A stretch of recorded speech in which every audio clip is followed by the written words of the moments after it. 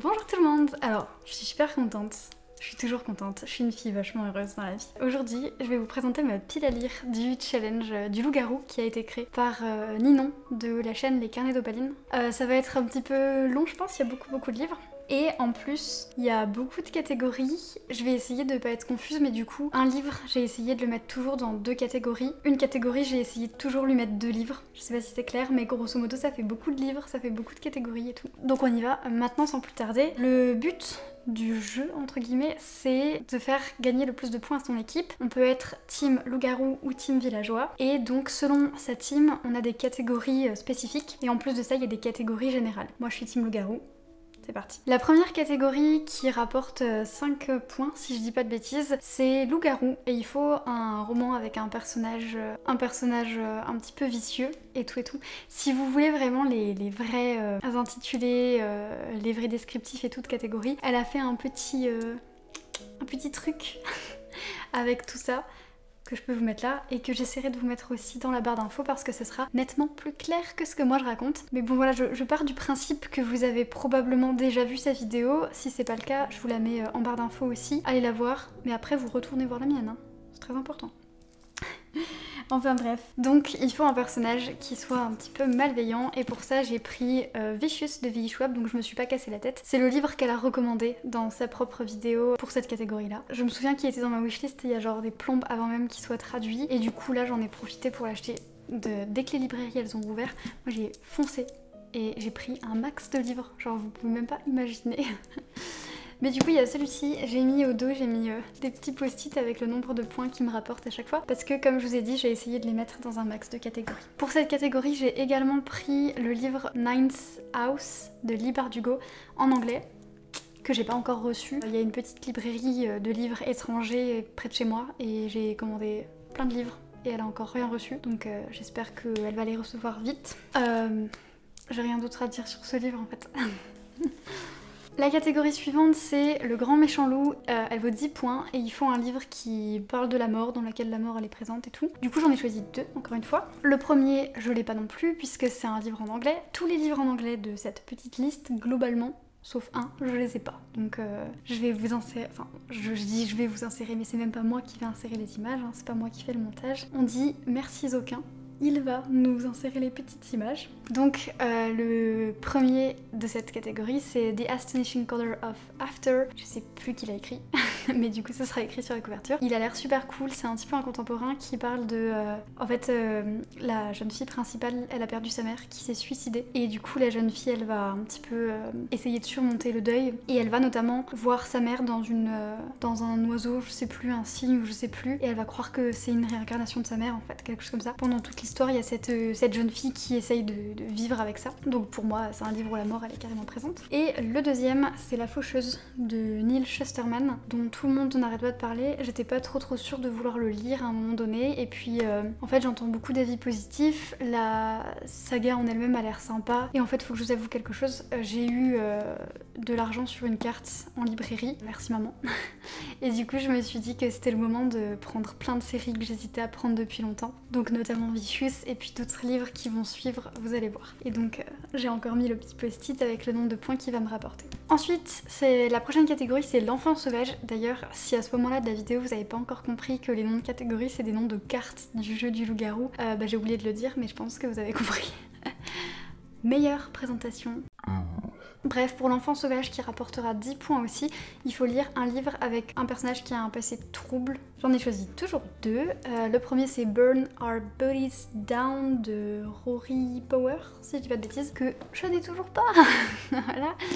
C'est à chaque fois que je vous fais des piles à lire, en fait il me manque la moitié des livres, super. C'est une histoire où, si j'ai bien compris, la jeune fille elle va en gros fouiller dans le passé de sa maman qui est pas très clair en fait. La jeune fille elle a jamais eu de réponse sur sa famille, son passé, d'où elle vient, etc. Et elle en a un petit peu marre et en fait en fouillant dans le passé de sa mère elle va comprendre pourquoi sa mère a voulu enfouir ce passé. Et le deuxième c'est le deuxième tome de l'Assassin Royal, donc l'Assassin du Roi de Robin Hobb. Il me semble que se faire abandonner par sa mère avoir son père qui meurt et devenir ensuite le bâtard le plus méprisé du royaume et du coup se cacher et devenir assassin du roi, c'est un passé assez trouble pour moi en fait. C'est une enfance assez trouble me semble-t-il. Donc voilà, je l'ai mis là-dedans et en ce moment je sais pas, je suis à fond dans la fantasy. J'ai trop envie de lire de la fantasy en ce moment donc je me lance dans des séries qu'on m'a conseillées depuis longtemps ou dans des séries que j'avais commencé. Donc voilà. Alors ensuite il y a la catégorie du chasseur que j'ai pas envie de faire parce que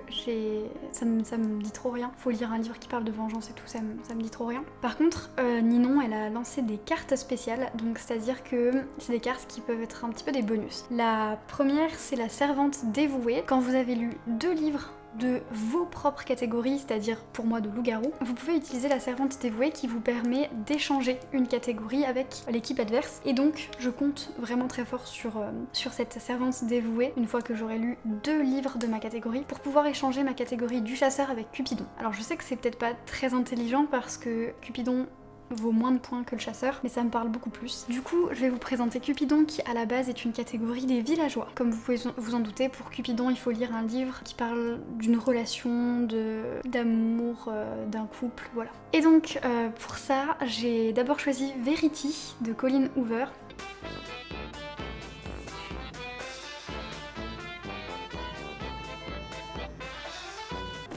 Par exemple Verity, voilà, de Colleen Hoover. Apparemment celui-ci il est plus sombre que les autres, sachant que le dernier qu'elle a fait, ou l'avant-dernier, je sais plus, Too Late, il était déjà pas mal sombre. Mais en tout cas celui-là, il tourne pas autour que de la romance. Il y a aussi une histoire d'abus, d'agression, d'abus sexuels, d'agression, je suis pas sûre de ce que je raconte, de pédophilie je crois. Enfin vraiment ça a l'air d'aborder des sujets qui sont plutôt durs, plutôt costauds. Donc je suis assez curieuse. Donc au début je croyais que c'était juste un thriller, mais on m'a dit que c'était quand même de la romance, ça restait du Colleen Hoover, il y avait voilà, des relations notamment sexuelles, etc. Donc, pour moi ça compte. C'est pas trop mon genre de lecture, en général quand il y a des relations sexuelles et tout, et je me tourne pas forcément vers ça. Mais Colleen Hoover, je sais pas, j'aime bien. La plupart de ses livres, je les aime bien. J'ai eu des grosses déceptions, comme j'ai eu des gros coups de cœur chez elle. Donc je me suis dit pourquoi pas se lancer, ça fait plusieurs fois que je le vois tourner comme ça et que j'ose pas, donc voilà. Mais je suis assez, je sais pas, assez mitigée et perplexe, on verra bien quand il arrivera. Et le deuxième que je mets, c'est un manga, c'est Blue Spring Ride. Je sais pas pourquoi je suis partie du principe que c'était une relation, je crois pas me tromper. Ça a l'air très cute et kiki, comme on dit dans le milieu. Voilà, je sais pas du tout à quoi je m'attends là-dedans, mais on me l'a beaucoup conseillé, notamment ma sœur qui me l'a conseillé. Donc let's go. Ensuite, l'abominable sectaire qui vaut 15 points. D'ailleurs, je l'ai pas dit, Cupidon c'était 10 points si je dis pas de bêtises. Ensuite, l'abominable sectaire qui vaut 15 points. Il faut lire un livre avec des opinions tranchées, donc on peut faire ça dans de la fiction ou prendre un livre qui est engagé. Pour le coup, j'ai pris un livre qui est engagé. À la base, dans ma wishlist, dream wishlist, j'en avais 2 et en fait le deuxième je l'ai pas trouvé en librairie et j'avais un peu la flemme de le commander et tout, donc on verra si je le trouve à mon prochain passage en librairie ou pas, sinon c'est pas grave. Du coup le livre que j'ai choisi et que j'ai déjà commencé, c'est Pas de fusil dans la nature, les réponses aux chasseurs de Pierre Rigaud. Vous commencez à le savoir maintenant, mais moi mon grand combat c'est l'écologie, le véganisme, l'environnement, le droit des animaux, etc. C'est tout ce qui tourne autour de ça. Du coup, je voulais absolument un livre qui tourne là-dessus. Les livres sur le véganisme ou le zéro déchet, j'en ai déjà lu un paquet, c'est plus forcément amusant. Et j'ai lu ce livre-là et je me suis dit tiens, des livres sur la chasse, j'en ai jamais lu. Et j'ai pas lu beaucoup encore, j'ai lu 50 pages, mais j'adore. Vraiment j'adore, j'ai hâte de vous en parler. Il y a déjà plein de choses hyper intéressantes là-dedans. Bref, je ne m'étale pas plus parce qu'on a vraiment pas le temps. Mais je peux vous dire que vous allez le voir bientôt en point lecture et ça va être cool. Hein. Ensuite, dernière catégorie des loups-garous, c'est le joueur de flûte qui vaut 20 points et il faut lire un livre avec des manigances, des jeux de pouvoir, etc. J'en ai choisi 2 hier. Un que vous avez déjà vu, c'est l'Assassin Royal, puisque on est au cœur d'une cour. C'était pas du tout ce que je voulais dire et c'était hyper dur. Au sein d'une cour, donc forcément il y a un petit peu des jeux de pouvoir. Et donc le jeune homme qu'on suit, il est assassin. En fait il assassine pour le roi grosso modo, il fait des espèces de missions, des contrats. Il essaye de régler un peu les manigances et les choses comme ça. Donc ça fait partie intégrante du livre en plus du fait qu'il a un passé trouble. Et ensuite j'ai choisi les livres de La Terre fracturée, le tome 2, La Porte de cristal, j'étais plus sûre du sous-titre, de N.K. Jemisin. J'ai lu le tome 1 pendant le confinement, je vais vous en parler en point lecture la semaine prochaine, donc vraiment restez à l'affût. Ça a été un énorme coup de cœur et j'étais trop dégoûtée de pas avoir la suite, donc dès que j'ai eu l'opportunité d'aller en librairie, j'ai couru prendre le tome 2 et le tome 3. Et du coup il y a aussi des jeux de pouvoir en fait. Je vous en parlerai mieux dans l'update lecture mais parce que du coup je vais essayer de vous le résumer. J'ai bien dit essayer. Mais voilà, en tout cas celui-ci il y a des jeux de pouvoir et des manipulations, des manigances, etc. Donc ça rentre dedans. Ensuite c'est tout pour le loup-garou, mais il y a une autre carte spéciale qui s'appelle le voleur et qui vous permet, quand vous avez lu 3 livres de votre propre catégorie, de voler une catégorie au camp adverse. Et donc je compte sur cette carte là aussi pour voler la voyante, qui est la carte la plus élevée des villageois et qui leur donne 20 points. Et donc la voyante, il faut lire un livre qui se passe dans le futur. Ça me gratte. Un livre qui se passe dans le futur, donc j'en ai 2. Le premier, je ne l'ai pas non plus parce qu'il sort demain. Il n'est pas encore sorti. Il s'agit de Hunger Games, la balade du serpent et de l'oiseau, quelque chose comme ça. C'est un préquel, séquel, je sais jamais. Je sais que séquel, je crois que c'est le mot anglais. C'est un préquel. Je sais pas. Bref, ça se passe avant. Et Hunger Games, ça se passe dans un futur proche pour nous. Mais l'espèce de préquel, là, il se passe avant Hunger Games. Mais je crois que c'est quand même le futur pour nous. Ça, c'est blow-minding. Donc il y a Hunger Games que j'ai trop hâte de lire. Demain, je vais le chercher direct. Il sort le 20 mai en France, le 19 mai aux États-Unis. Je vous tourne cette vidéo, c'est le 19. Voilà, j'ai trop hâte. Et ensuite, The Promised Neverland, j'ai refait le plein de mangas aussi. Et ça, je crois que dans le tout premier tome, au début, ils mettent l'année. Et c'est 2000, je sais plus, mais ça se passe vraiment très loin dans le futur. Je sais pas si vous entendez le chat. Bref, ça se passe vraiment très loin dans le futur. Donc à ce moment-là, c'est tout pour mes catégories du loup-garou. Ça fait déjà beaucoup de livres. Et là, on va enchaîner sur les catégories générales. J'ai mon petit cahier. Alors les catégories générales, il y en avait une douzaine. Je les ai pas toutes prises parce que honnêtement, j'ai déjà une bonne vingtaine de livres dans cette pile à lire, ce qui est beaucoup trop. Et en plus, elles me parlaient pas toutes. J'ai pas envie de mettre des livres pour mettre des livres, quoi. Alors la première catégorie, c'est le loup blanc, qui vaut 5 points. Et il faut lire un one-shot, un stand-alone. Et le premier c'est I'm Not Your Perfect Mexican Daughter, je sais plus de qui, et je l'ai pas encore. Super. Et le deuxième c'est toujours un petit peu mexicain latino, c'est Clapoignoland de Elisabeth Acevedo que j'ai commencé, c'est ma lecture en cours. Celui-là il est vachement chouette. Celui-là il a l'air vachement chouette. Il est sorti il y a pas longtemps, là il est sorti le 5 mai, si je dis pas de bêtises, et il est écrit en vert. Donc voilà, j'ai rien d'autre à vous dire dessus. Ensuite on a L'Ange qui rapporte également 5 points, il faut lire un livre de SFFF et donc j'en ai 2 que vous avez déjà vus, on va commencer à se répéter là. Donc La Faucheuse et Les Livres de la Terre Fracturée, puisque La Faucheuse c'est de la dystopie, donc la dystopie c'est de la SF. Les Livres de la Terre Fracturée c'est, d'après le résumé c'était entre la SF et la fantasy. Pour moi c'est plus de la fantasy mais bon après je suis pas la personne la mieux placée pour parler de fantasy. Ensuite on a La Petite Fille et il faut lire un livre jeunesse. Donc j'ai pris d'abord la BD Pepper et Carotte, qui est trop mignonne. C'est des petites planches un peu rigolotes sur une sorcière et son chat, globalement. C'est hyper cute, c'est le tome 2. J'adore, j'avais déjà lu le tome 1, c'est vraiment trop cute. Et le deuxième, c'est aussi une BD. Voilà, j'ai pris full BD pour ça. Elle est en anglais et je l'ai donc pas encore reçue, je me répète.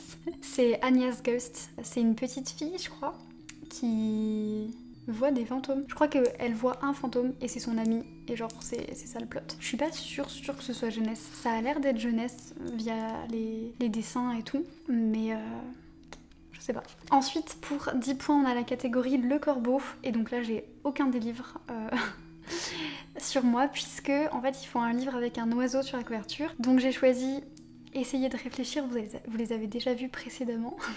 J'ai choisi Hunger Games, donc le préquel, puisqu'il y a un petit oiseau sur la couverture. Et j'ai choisi The Astonishing Color of After, puisqu'il y a un oiseau sur la couverture. Donc les deux là, ils passent. Et voilà. Ça, c'est vraiment le genre de catégorie méga simple que j'aime. C'est quand c'est des détails sur la couverture. Tu peux placer beaucoup de livres. Ensuite, toujours pour 10 points, il y a la catégorie Le Pyromane. Et il faut lire un livre où le personnage se met en danger, où il affronte des dangers. J'en ai toujours 2. Je sais pas pourquoi à chaque fois je vous dis j'en ai toujours 2 et j'ai pas encore ce livre parce que c'est la même chose à chaque fois. Donc The Promised Neverland, puisque grosso modo c'est des jeunes qui vivent dans un genre d'orphelinat, bah vous vous doutez bien que ça va pas se passer comme ça, ils vont essayer de s'enfuir, etc. Donc c'est quand même relativement parsemé de dangers. Le deuxième c'est Rules for Being a Girl. C'est dur à dire avec les R légers et tout. Rules for Being a Girl de je sais plus qui, il y a 2 auteurs. De toute façon, vous voyez les noms sur les couvertures à chaque fois. Et je les mets en barre d'infos parce que je suis une fille vraiment patiente et gentille.